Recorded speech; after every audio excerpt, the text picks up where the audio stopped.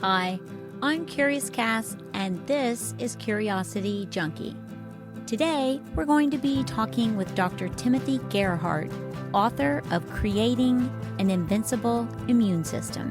Hi, and welcome to Curiosity Junkie. Today, we have Dr. Timothy Gerhart with us, and he has a new book out called Creating an Invincible Immune System. So we're going to talk a little bit about his book and why he got into the healthcare industry and just kind of find out a little bit about Dr. G. So welcome, Doc. Thank you. So happy to have you. Good to be here. Yes, thanks for taking the time to do this. I know you're a very welcome. busy man, and we're doing this on one of your days off, so thank you. I really do appreciate it. I'd like to get into a little bit about why you do what you do, because there's always a story behind it. Right. All right, so tell me a little bit about it. As I remember since grade school, I've always wanted to be a doctor, a healer involved in healthcare. Oh, wow. I found health and healing in the human body fascinating. You know, the little models with all the organs, I always just really enjoyed that. And I grew up with a perspective on natural healing from my parents. I learned that doctor of chiropractic means doctor of cause. And I always wanted to go beyond the surface symptoms, band-aids, to understanding what is causing that and how do we deal with issues. Band-aid approaches just don't work so well. Right. And I especially love solving puzzles because most people who come to us with a whole long list of problems. Right. They come to us with fatigue and chronic pain and anxiety and sleep problems and digestive problems and autoimmune and diabetes, and the list goes on and on. Yes. Early dementia and whatever. And so they've had concussions. I'm a holistic doctor because people come to me with a whole long list of problems. I love that. And one of my great joys is solving the problem because there are roots, plural. And on our symptom root cause diagram that we use in our in-depth history, we have 14 spaces for roots. And usually they're all filled plus. Right. I have to double up. And then from that, we can do testing because what gets measured gets improved. If you don't measure it, how do you know if whatever you're doing is working? Absolutely. How do you understand? Throwing things at the wall and hoping they stick, that doesn't work. Not with complex chronic health. We measure and begin to understand why somebody has a problem. And then we create a natural care process we call therapeutic lifestyle change, TLC. Tender loving care for the brain and the body, in which we create a lifestyle process that meets the unique genetic needs of that patient. Because wellness is balance. Most of our patients come to us in tilt. So we need to understand how to add enough good stuff, remove enough bad stuff, so this remarkable natural healing process kicks in and the body can do what it's designed to do. Right. Our body and brain is itching to get well, but often our lifestyles have been so out of sync with our unique genetic needs that it makes it impossible to stay well. Yes.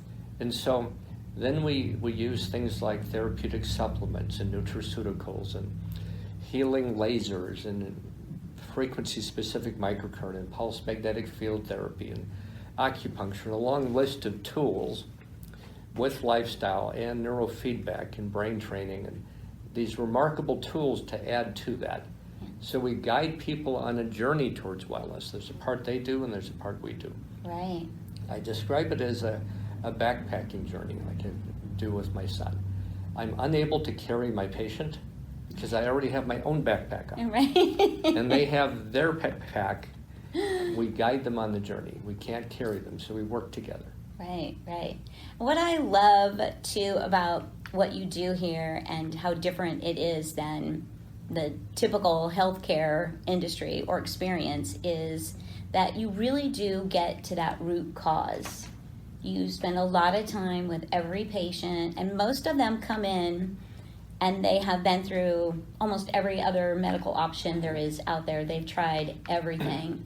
And they come here, and within a short amount of time, compared to what they've been doing, within a month or two, you start to see dramatic results. I've seen people come in here and they I don't want to say they've lost their will to live, but they've gotten so used to being in pain or so used to just being uncomfortable and unhappy. And tired. And sick and tired of being sick and tired. Yes, their will to just keep moving is so low. And then usually within a month, I see a dramatic difference even at the front desk, that they're coming in and they're feeling better and they have energy, and I just think it's amazing. And I'm seeing a little difference in myself. I'm starting on the brain training, and so I'm really excited to see how that's going to work for me because, as you know, I have brain on fire. The stress that I lived in for years, and most people do, that's something I really want to kind of talk about too, is that we live in a stress-filled world, and most jobs have a level of stress to them. And so it's amazing that your body will just kind of stay in that state after a while, and it's hard to get it to like come back down to a calm place. So I'm excited to be going through that with you. So very, very happy that I work here and that you're taking good care of me. We know you're a book writer, all of us here, and your wife. You have several books out. What prompts you to write a book, and then specifically, what was your passion behind writing this book? That is a great question. So the word doctor in Latin means teacher. Right. And that is perhaps the most important thing I do. And I take that very seriously, which is why we have a lending library here. Yes. We've done Wellness University for many years. I teach a lot at Rio Salado College, adult education, and many classes, and teaching is important. So I'm always writing material, and I'm continuously learning. We call it continuous learning and improvement, and I love to learn. I think I counted one time I read at least 50 books a year. Oh my. And so I love to read, and I have a personal library, and as a wise person said, he said, a wise person has a big library and a small TV. Oh, I love that. I love that. And so I find reading unusually helpful and mind expanding. Yes. So as I'm doing classes, I'm always preparing for the class. Right. I'm always learning, so I'm always assembling information. How do I communicate it? How do I get these concepts across, analogies, stories?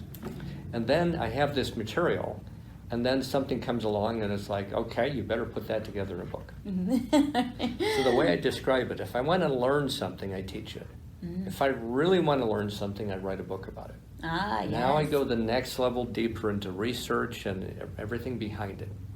And so the first book was 7 Secrets to Wellness. It's now in its 3rd edition. Now it's 7 Steps to Wellness.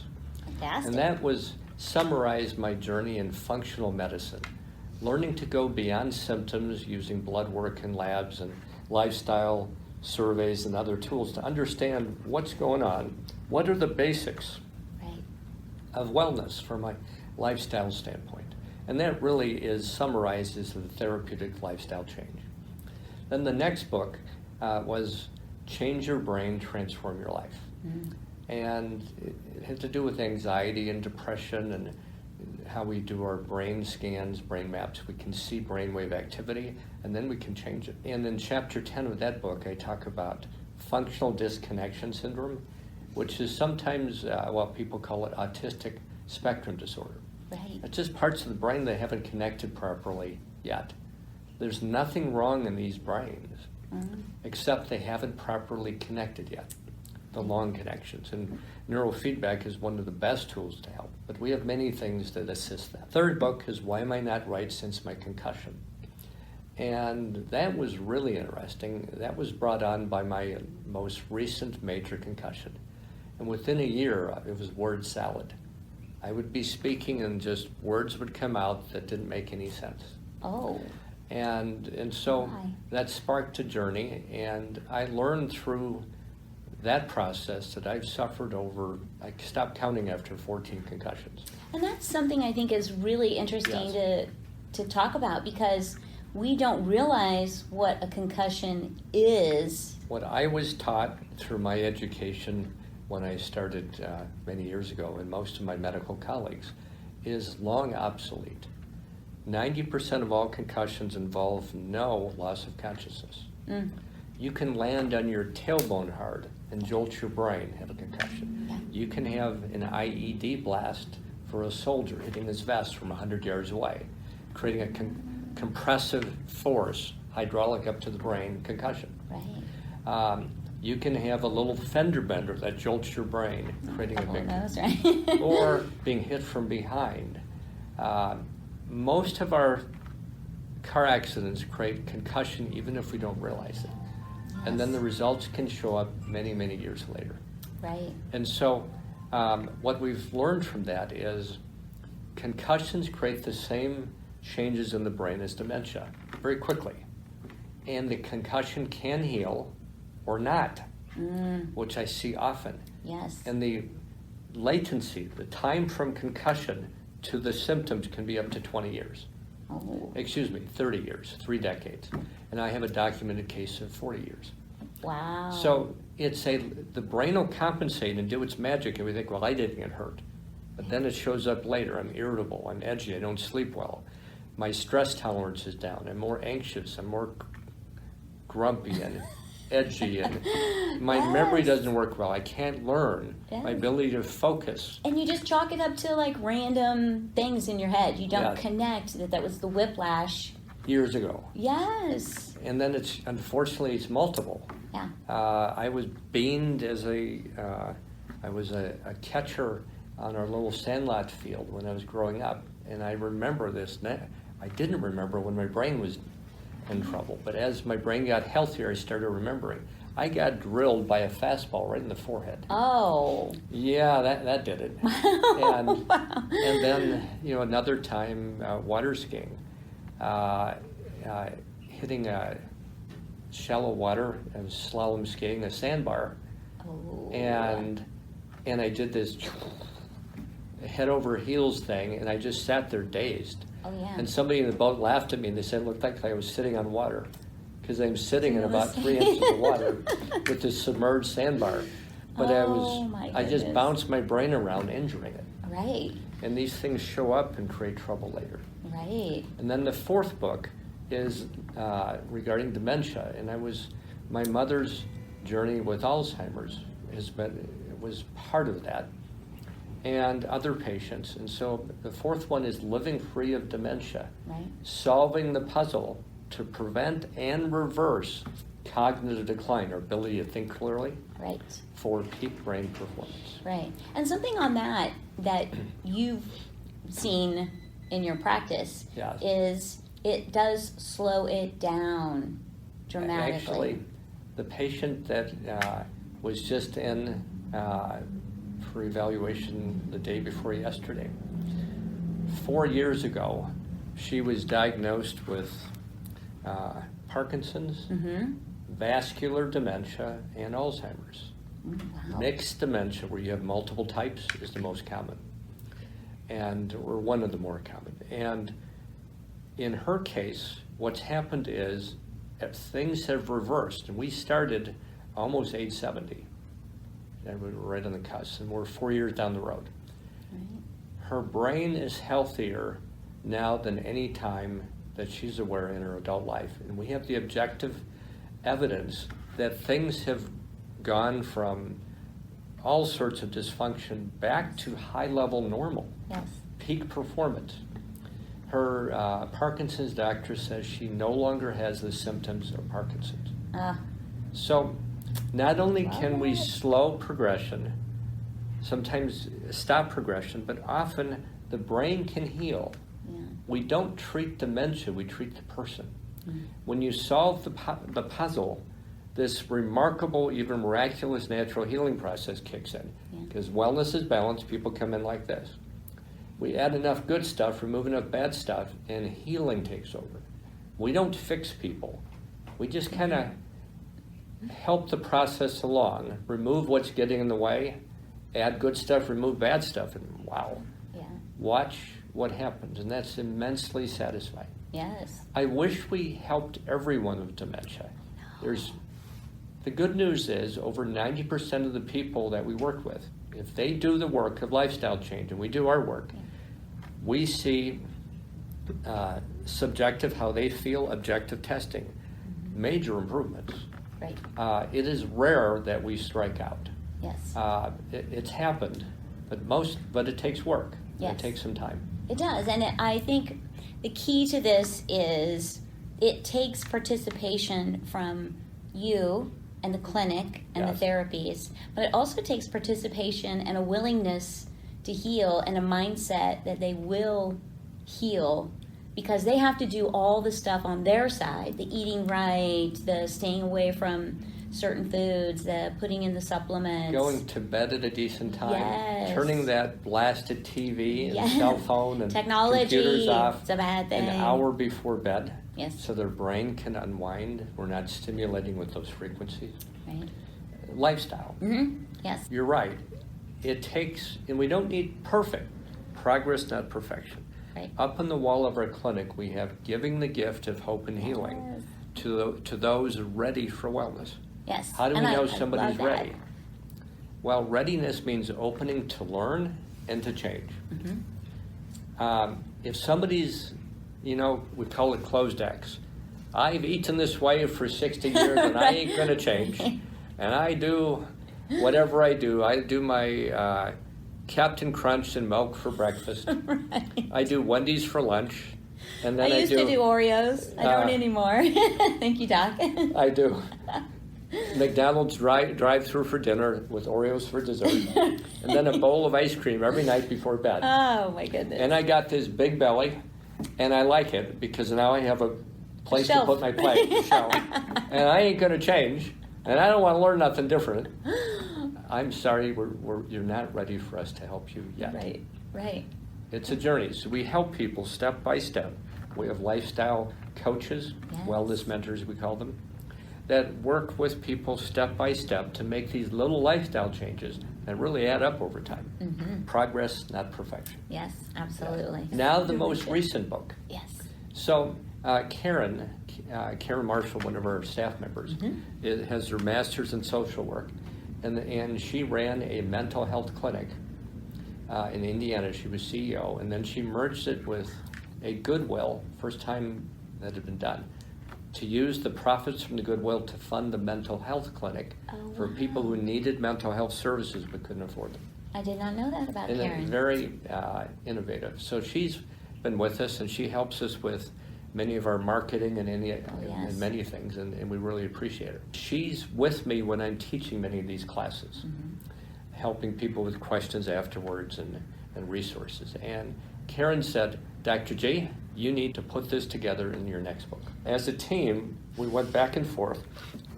Initially, we talked about creating a bulletproof immune system. Yes, that's right. And yes. Dave Asprey has done a great job at bulletproof, but not everybody's into bullets. Right. So we came on Invincible. And what I've appreciated most about this book, empowering you to stay well in challenging times, Yes. is we have given way too much power to a virus. A virus has zero chance against an even reasonably competent immune system. Right. Our immune system will destroy a virus in a blink without even breaking out a sweat. Right. It's easy. And our immune system is so remarkable. I describe it as three major step 1, step 2, step 3. Step 1 is our mucosal membrane skin, our barriers. And when they're healthy, it's like a 12-foot castle wall, 12 feet thick of rock.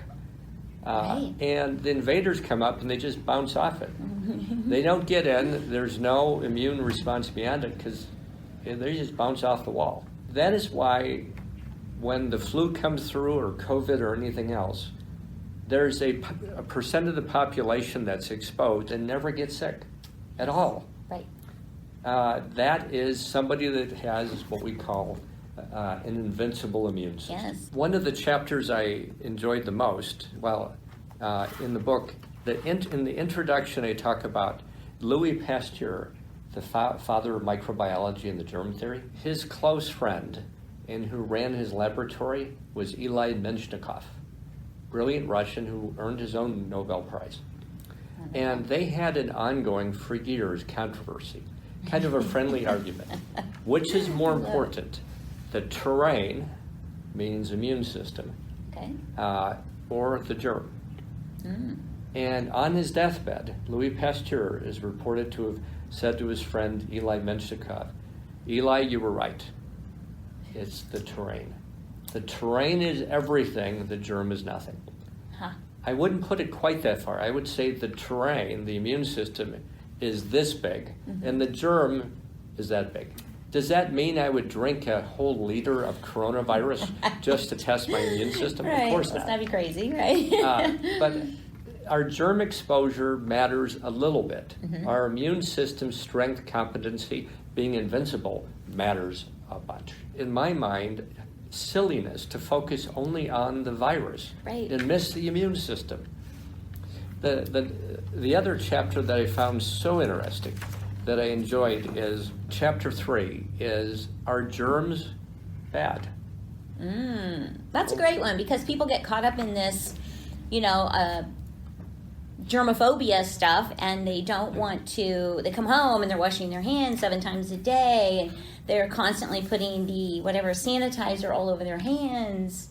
One of our patients, so obsessed, anxiety-driven, Yes. cracked and bleeding skin on her hands. Yes.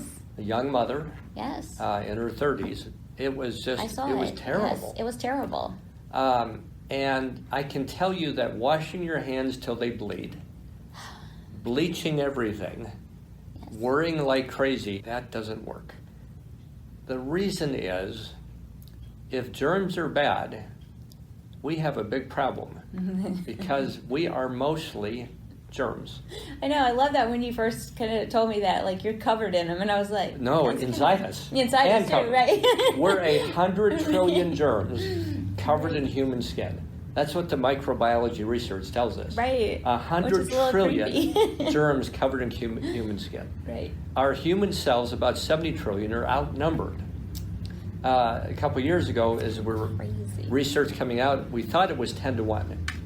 10 germs to 1. And now we realize the ratio's just over 1 to 1. But Oh.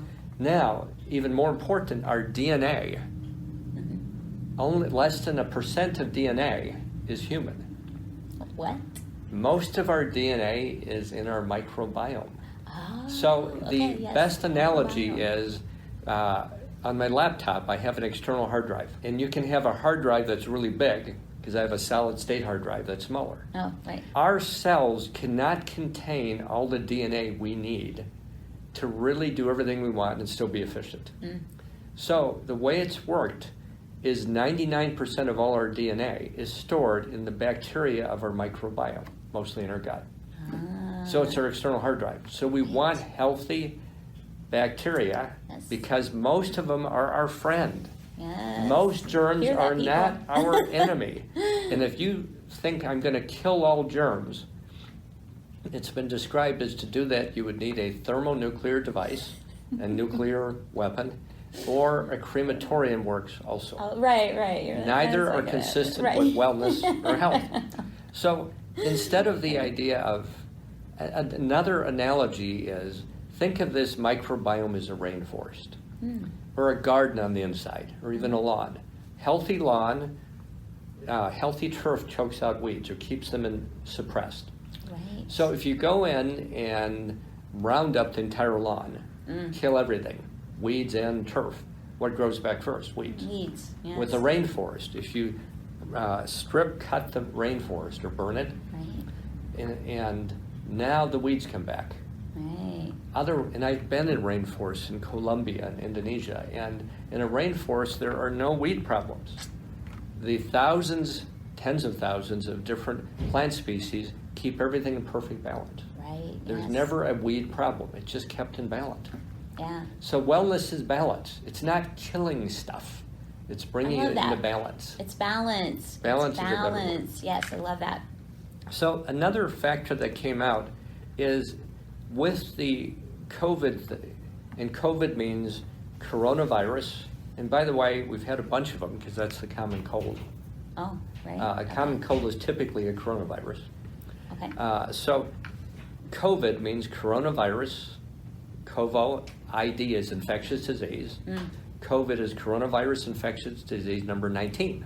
So obviously it's not our first one. Right, absolutely. And then what causes it is SARS, severe acute respiratory infection, SARS-CoV-2. SARS-CoV-1 I lived through in 2003. Right. That was our first severe acute respiratory syndrome. And by the way, the death rate was way higher. That was about 10 times higher than the death rate from this particular virus. CDC confirmed it recently, is just 0.26%. Which is interesting because from all the hype on the news and everything, people think it's they 20 or focus 30%. just on the really bad stuff, right? And it seems like out of whack. The flu is 0.1%. So it's really in the category, it's like a strong flu. Right. 0.1% flu, 0.26% COVID. Now, if it's you who dies or a loved one, I mean, it's of course sad. No big deal. Yes, absolutely. However, what we're learning is most people aren't dying from the virus. That's rare. Yes. They're dying from what's called a cytokine storm. And cytokines are messengers for inflammation. And so I use in the book, one of the graphics is inflammation, like this brain on fire or body on fire, is our biggest cause. And then I use a graphic of somebody shooting a high-powered assault rifle. What happens is our immune system, we said phase 1 is the wall, phase 2 is the SWAT team. Right. And they have awesome machine gun assault rifles that fire free radical bullets. A virus doesn't stand a chance. It is vaporized, disintegrates. What people are dying from is an immune system that is so out of whack, out of balance, that it doesn't activate when it should early. And now you have all sorts of enemy soldiers in the castle. Right. Then it releases, it starts firing the machine gun bullets, eradicates, but the trigger gets stuck on, it keeps going. Oh. And if this is in the lung, which severe acute respiratory syndrome is in the lung, now it destroys part of the lung, the alveoli. That dumps all this inflammatory debris in the bloodstream. Blood pressure plummets, organs fail, and somebody dies from called a cytokine, a super inflammation storm triggered by a virus. The problem is not the trigger, it's everything that was going on ahead of time. Right. So the number one risk factor for getting so sick with COVID, you have to be in the hospital, no surprise, is obesity. Right, right. Because the fat, especially around the midsection, organs, is a massive inflammation factory. Right. Doctors around the country are talking about, this is not people dying from COVID. They're dying from chronic diseases. Yes. They're obese, they have type 2 diabetes, they have heart disease, they have hypertension, they have anxiety, they have a list of things. Right. And then a virus, it could be a flu virus, COVID, and COVID's a good trigger. Yes. It triggers in this whole process, cytokine storm, and sadly, sometimes they die. We can do many things to deal with this, but blaming the virus and fearing the virus isn't one of them. Fear weakens the immune system, and at the same time, it increases inflammation. Does that sound healthy? No, no. Because you're kicking all the stress levels up and anxiety. It's not healthy. So let's talk about that. Let's talk about how do you create an invincible immune system? Solving the puzzle. We like things simple. One size fits all. Regarding health issues with chronic means things we've had over 90 days, there isn't a one size fits all, and there's not a magic bullet. So many of people come to us with, we call them under lean, overweight. Doc, I want to lose weight. Okay, if you cut off your leg, you lose weight. Is that healthy? No. Well, how do you want to lose weight? They've been doing that for years with fad diets where they've been losing muscle and organ mass, damaging their metabolism. They've been, in effect, cutting off part of the engine and hurting themselves. And they keep losing lean body mass, muscle, organ tissue, and gaining fat. So they keep getting fatter even though their weight may stay the same. They're harming their metabolism. We have to solve the puzzle. Why? It may be they're not sleeping. Mm-hmm. Another one is if somebody's inflamed, Yes. inflammation creates insulin resistance. Now, you just look at food you put on weight. Right. Insulin resistance means when you eat calories, instead of converting them to energy, you're converting them to fat and free radicals that create inflammation. Oh, wow. So if you're already inflamed, Yes. it just gets worse. And most Americans are. Right. Our standard American lifestyle and our standard American diet, called the SAD diet, the acronym. Yeah. What are we eating? Processed That food? is kind of sad. Like when you Yes. think about it, the acronym for the standard American diet is SAD. Ugh. Yes.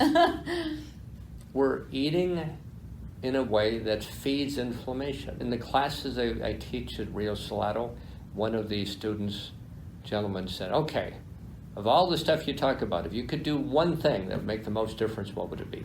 Mm-hmm. Not being Winston Churchill, I didn't have the immediate answer.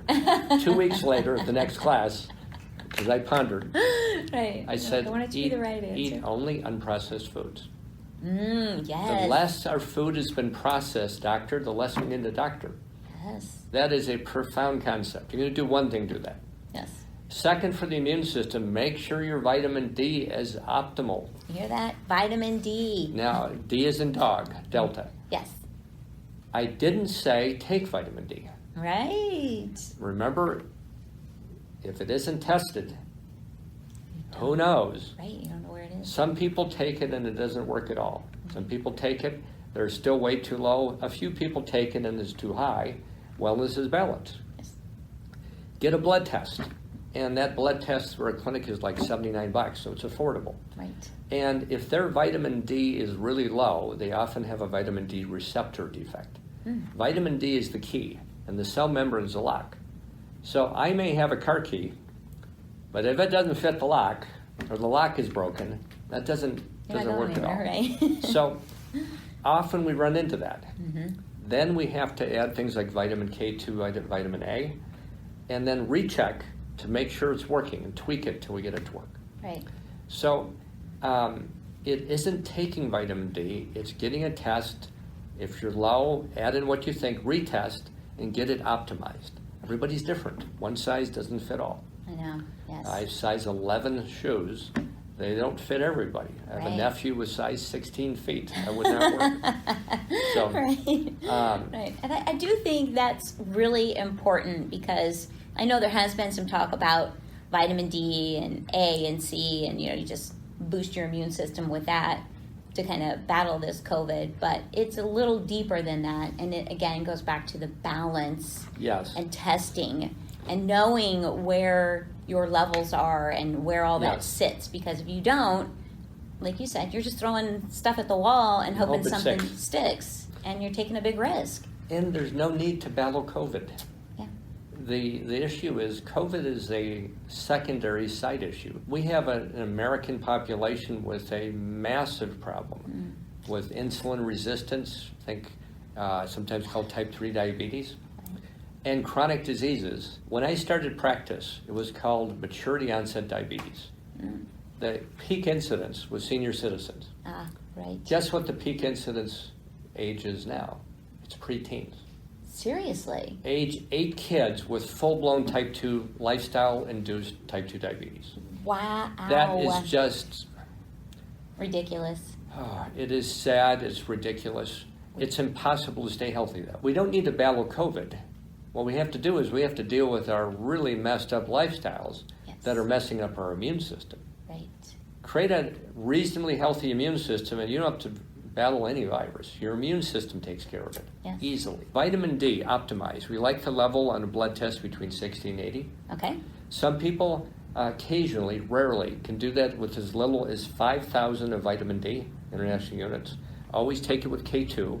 It's not safe to take vitamin D alone. It can calcify arteries and joints Okay. Good to know. and heart valves. Most people, around 10,000 is a good place to start.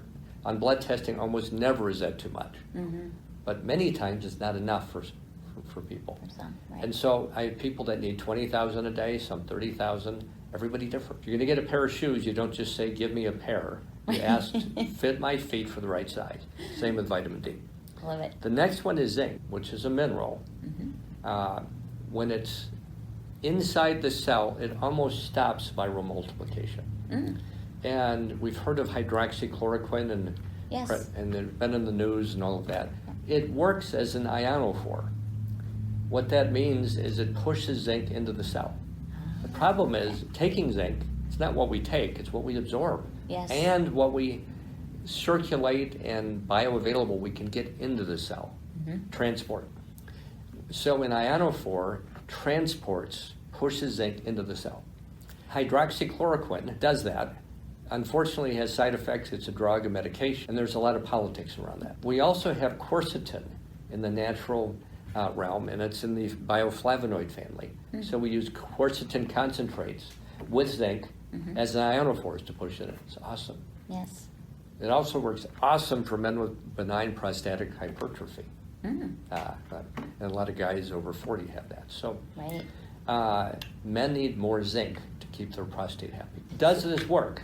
So all I can tell you of all the patients we treat in Renovare, we have had not one of our active patients get sick, with the exception of somebody I hadn't seen in about 6 months. Massive stress, single mother, not taking care of herself, eating junk, not taking her supplements, not getting her vitamin D tested, all of that. She got sick. She did not have to go to the hospital because we started a vitamin D immune boost, and now we're helping her deal with her anxiety issues and kind of help her get well, because she got through COVID, but because of her other chronic diseases, she was very unwell. And she's ready to start getting well. So solving the puzzle. And I do think that's a big piece of it, is the chronic disease fuels the fire. Yes. And then also really knowing that supplements have to be measured and monitored, and they don't, just because you're taking D or A or C or B doesn't mean your body is absorbing it. Or it's working to fit your unique needs, because we're different. Right. Another analogy I like definitely have it measured. I drive an old diesel car that I have a lot of love for, fondness for. My son says in an irrational way, but so it's a diesel.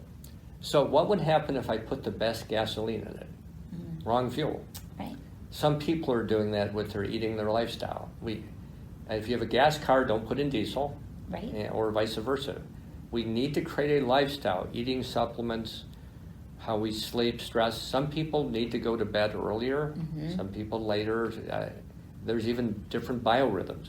Yes. We need to create a lifestyle that fits our needs. One of the other chapters I enjoyed the most in learning, and also the most challenging for me to write, was chapter 12 on EMF. EMF is electromagnetic frequency. Another term is electropollution. And I have not heard that. What's happened is we have 1 million times more energy in the, not light that we can see, in the invisible realm, like microwaves, cell phone, Wi-Fi, all of 5G, 4G, 3G, all of these, bombarding us than our ancestors did. And what's interesting, and I go in the introduction, is and history teaches us that every time we've added a new level of this electropollution, we've had an epidemic. Which is fascinating. If somebody's really into research and love that you like the facts, look at that, because when you brought that up one day, I was like, what? I documented in the introduction. Yes, read that chapter 12. Yes. Well, that's the introduction. And so what happens is, so with COVID, the outbreak was Wuhan, China. That was the first major city to roll out 5G. I believe 30,000 different transmitters. And 5G is about 100 times stronger in electropollution than 4G. And the major city in our country that rolled it out first was New York City. Yes. A major rollout. And so, is it a coincidence? Is it the only issue? No. Remember, a puzzle. Right. So it isn't just electropollution EMF. Right. It's that and diabetes and eating junk food and obesity and too much stress and not enough sleep and the list. Yes. And where exercise is pushing the remote on the TV so I can binge watch. Right. We need all of those pieces, again, not perfect, but reasonably well. Yes. Progress, not perfection. With EMF, the thing that was the biggest eye-opener for me is I am trained in radiation physics and had to go through that and certified because I've had an X-ray unit in a previous clinic. As a chiropractic physician doing X-rays and reading them. What we learned is X-rays are high-energy EMF called ionizing radiation. It can knock loose an electron and damage DNA and create cancer or even death. What I learned through the updated research now, researching for the book, is that high-energy X-rays, there's a direct pathway where it knocks those electrons loose in DNA, but there's an indirect pathway also, and it creates free radicals that create inflammation. Guess which creates most damage from X-rays? The indirect pathway. Oh, of course.